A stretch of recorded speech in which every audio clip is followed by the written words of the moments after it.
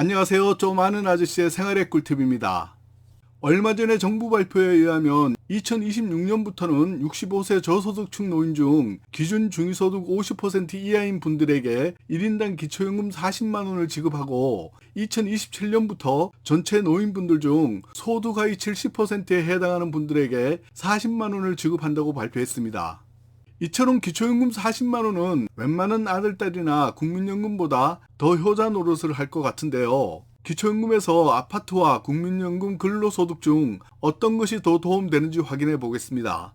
영상 보시고 도움되셨다면 좋아요 꾹 한번 눌러주시는 것 잊지 마시고요. 자, 바로 출발하겠습니다.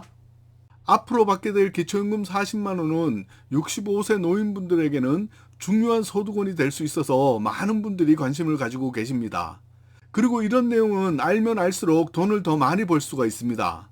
오늘 주요 내용은 아파트 시가 6억 원짜리 한 채를 가지고 있는 것과 국민연금 100만 원 받을 때, 그리고 근로소득 250만 원이 있다면 이 중에서 기초연금에 더 유리한 것이 무엇인지 알아보겠습니다. 기초연금 월 40만 원은 현금 2억 원을 은행에 넣어두면 이자로 받을 수 있는 금액과 비슷합니다. 부부 가구인 경우는 3억 원에 가까운 현금 자산과 맞먹습니다. 어떤 분의 질문인데요. 나는 재산과 소득도 별로 없는데 우리 가정은 기초연금이 깎이고 옆집은 형편이 좋은 것 같은데도 기초연금을 나보다 더 많이 받아서 화가 난다고 합니다. 이 부분에 대해서 부동산과 소득, 현금, 연금 등의 예를 들어서 설명해 보겠습니다.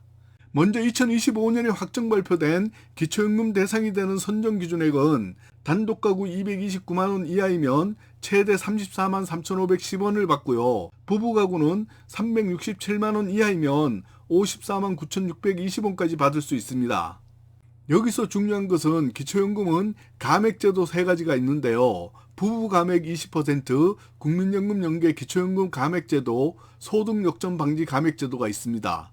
만약 여러분에게 기초연금 감액제도가 적용된다면 감액되는 순서는 국민연금 연계 감액제도, 부부 감액제도, 소득 역전 방지 감액제도 순서로 감액됩니다.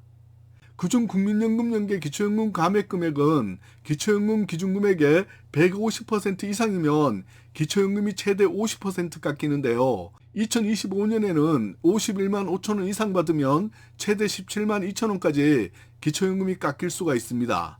이것을 국민연금 연계 기초연금 감액제도라고 합니다.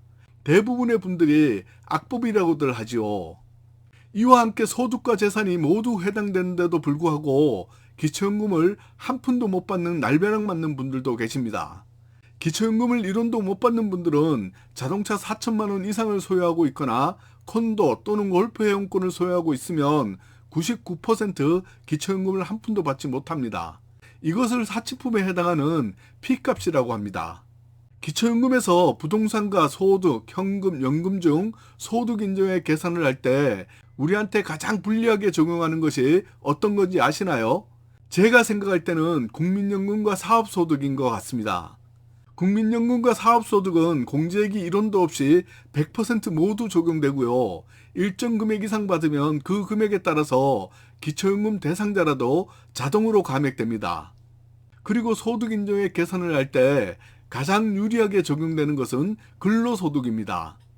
만약 부동산 등 다른 것은 계산하지 않고 근로소득이 250만 원이 있다면 올해는 대략 111만 원 먼저 공제를 해주고요. 여기에다가 추가로 30%를 또 공제해 주므로 계산을 해보면 250만 원이 소득인정액이 아니라 97만 3천 원이 소득인정액이 됩니다. 이 부분을 바탕으로 예를 들어서 소득인정액을 계산해 보고 내가 기초연금을 받을 수 있는지 없는지도 확인해 보겠습니다. 소득인정액 계산식은 화면 참고 부탁드립니다.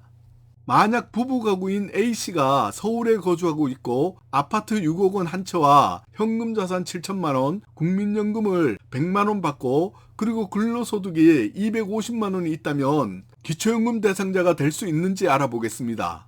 먼저 재산의 소득 환산액입니다.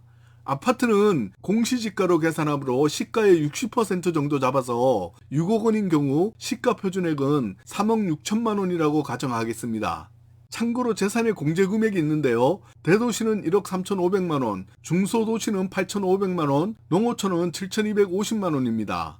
그러므로 3억 6천만 원 마이너스 1억 3,500만 원을 공제하면 2억 2,500만 원 곱하기 4% 하면 900만 원인데요. 나누기 12개월 하면 재산의 소득 환산액은 75만 원입니다.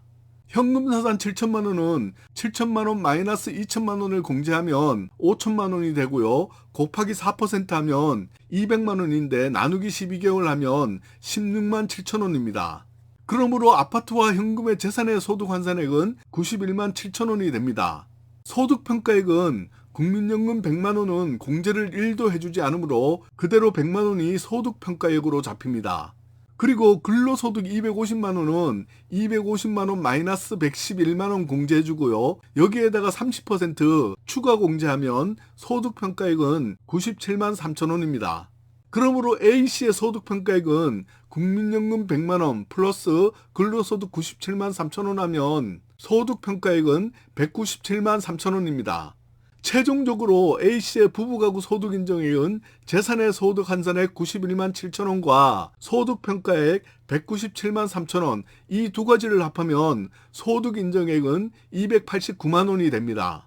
현재 2024년에 기초연금 대상이 되는 선정기준액은 단독가구 213만 원 이하, 부부가구는 340만 8천 원 이하이면 대상자이므로 서울에 살고 있는 부부가구 A씨는 기초연금을 받을 수 있습니다.